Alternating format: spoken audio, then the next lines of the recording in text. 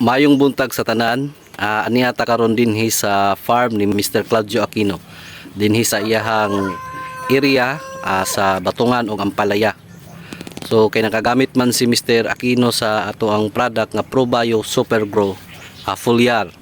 So ato siyang hinabion atong kumustahon kung unsa iyang naobserbaran sukad sa paggamit niya sa Super Grow foliar.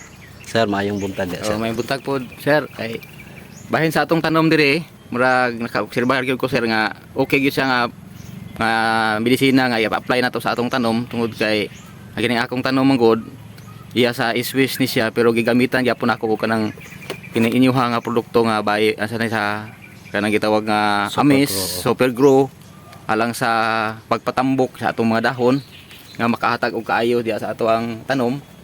Gani wala gani nako ni giabunuhan no.